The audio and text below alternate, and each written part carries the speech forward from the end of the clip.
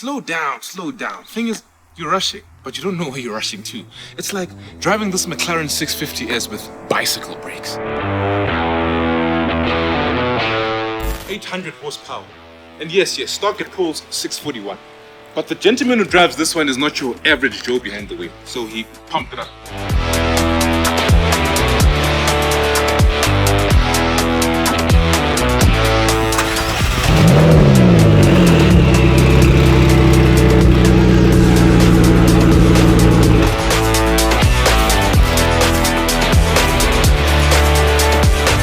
He's a man of many talents, and one of them is being a legend on the racetrack.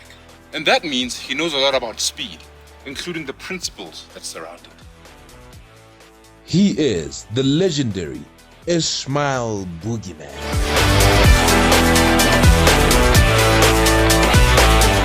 Welcome to the show, sir. Thank you. Thank you for having me, man. You're well immersed in automotive culture, and as for racing, you've done it longer than some of us have been alive.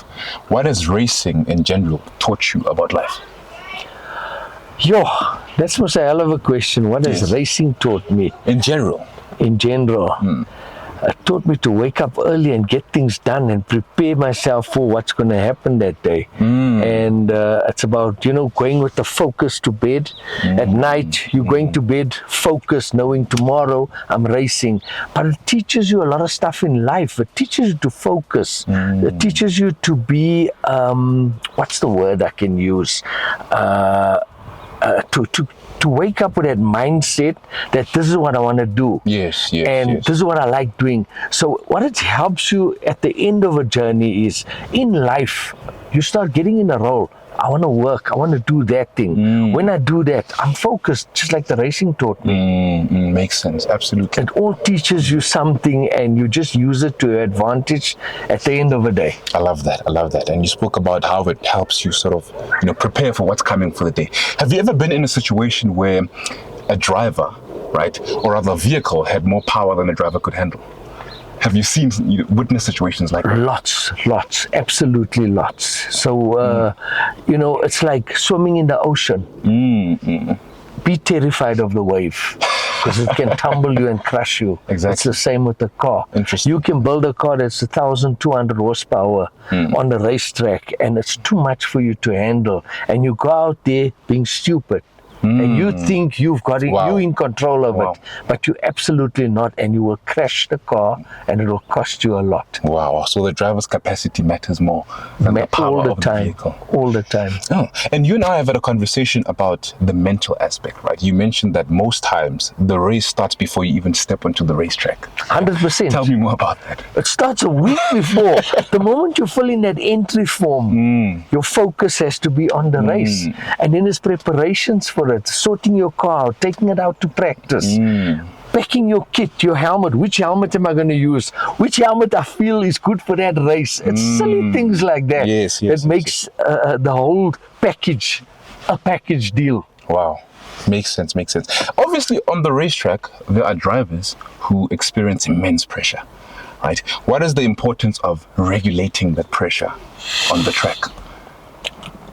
I don't think it's about regulating the pressure. The pressure will remain. Yes. It will remain. You'll always have pressure. It's only when your age catches up, right? And as you're getting older, the pressure actually subsides. Oh, makes sense. When you're young, you'll always have the pressure, and you'll never, it's hard to deal with it. It's a time thing. It's a time. Yeah. Like now, I can get in a car in a big race, and I get in laughing and smiling, and I look at the oak next to me and say, hey, watch out, you're next to me on the grid. And then you check him smoking his cigarette out the car, and I'm laughing, I'm having fun. I keep telling myself, why do I do this? I do it because I like it. So I can't let it stress me out.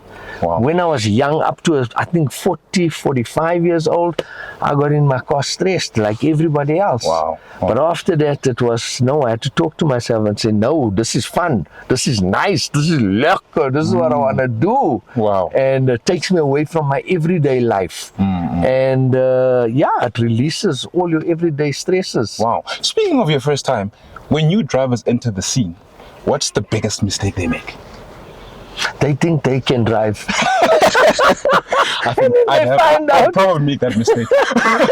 And then they find out, Yeah, sure, I'm up against oaks that really can drive. So my next question was, in terms of, preparing for a race, is it more important to prepare the vehicle or the driver's capacity first? And you've already answered that. The driver's capacity probably matters way more than the vehicle itself, even though the vehicle does matter. The vehicle matters. Yes. When you're going into a race, just know one thing. It's 30% the car and your preparations on the car. Okay? It's 30% yourself. And that other 40% is pure luck. Oof. You can get a flat tire. You can pop an engine. You can... Probability. The last race, I raced in a 9-hour. We were two of us on the same lap on the 8th hour. Okay? We had 1 hour left and my fan belt broke. Oof. My fan belt broke. So... And then how do you deal with situations like that, those unexpected situations that just hit you Oh, out of the blue? no, you're miserable after that. You're miserable. Wow. Because there's nothing you can do about it. So you're just absolutely miserable about it. Finish. All right, so luck plays a role.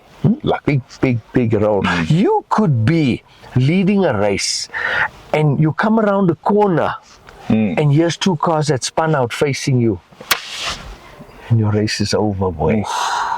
Your life could be over too. Not easily, no. Not easily. Right. In a race car, you are well protected. You've got a roll cage. You've got a 4-point or 5-point harness around you. Your roll cage is against your seat. Your seat is tied up against you and against the roll cage. So it's not very easily that you'll get hurt. All right, at least safety is there. Well, I have a theory. I believe patience speeds up things, right? And in the context of racing, obviously there are moments where you have to hit on the brakes, and slow down as you approach the apex. What is the importance of timing when you race? You have to be on it. That's why I teach kids that your reflexes has to be good. I teach my grandson that, there's that light you get on the wall where you stand and we put one on, one off, and you must touch. It's to help you with your reflexes. Because a touch is a move in the car. A touch is a move. I can Especially go through that high pressure setting, with the pressure on you, wanting to win, coming into a situation where there's 4 or 5 cars. If you go look at some of my stuff on YouTube, you'll see 4 or 5 cars, and I go in there and I don't know, I come out the other side because of my reflexes and all that. And I was thinking, I'm getting older now and my reflexes slow down. No, it's not.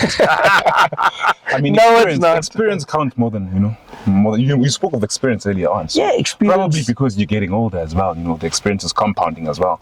You're more relaxed when you experience it. The youngsters today, but they're good, our youngsters, Hey, the parents are putting them through the right schools and the right everything to get in cars and go. I mean, my grandson as well. I just put him in a cart and his times already is like a top 5 when he starts racing. And it's how you school them for it. Wow. So, I mean, there's lots of things overseas. These kids get picked out of schools and they get put through loads and loads of systems where they become a Lewis Hamilton and. Wow. You don't just arrive there and you Lewis Hamilton. Wow. It takes time. It takes experience. Absolutely. It takes capacity. And it takes a lot of tutoring. Yes. Lots of tutoring. Speaking of youngsters, if you could leave, these young visionaries out there with a powerful lesson about speed in particular, what would it be? Guys on the streets want to speed. I know I do the same. But guys, you need some experience. So rather go to a racetrack. Rather go to a controlled environment where people can teach you. They can teach you what to do in a situation before you even try any of this nonsense on the streets. Wow. Because you know what? You're not qualified to be doing 200-300 k's an hour on the streets. Is that what inspired you to actually have a controlled environment? I mean, you own a racetrack. Yes. So, Mzansi Speedway? Yes. Part of that was taking the kids off the streets. Not even kids. It's granddads and dads that's racing on the streets. Go Sunday afternoons to a lot of streets where they're racing in. There's thousands of people. Wow. There's hundreds of cars racing there. And for us it was, let's get a secure environment, let's put up something and help. It's not even genuinely about making the money. It's about getting the kids off the streets and in a proper environment for them to race. Interesting. So if anyone wants to stay on par with the events that happen at Mzansi Speedway, you do post a lot about that. Yeah. How do they actually, get a hold of that? You go onto Mzansi Speedway's website, and once you're on the website, it will direct you to TikTok, to Facebook, to anything, and you can just see whatever's happening out there. Mr. P, it was nice to have you. Cold hands, winter, lekker man. Thank you very much. Cheers.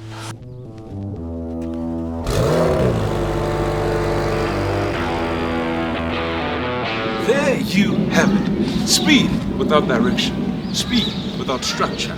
Speed without capacity is the equivalent of moving nowhere really fast. The name is Letucci, and this is Drive for Purpose.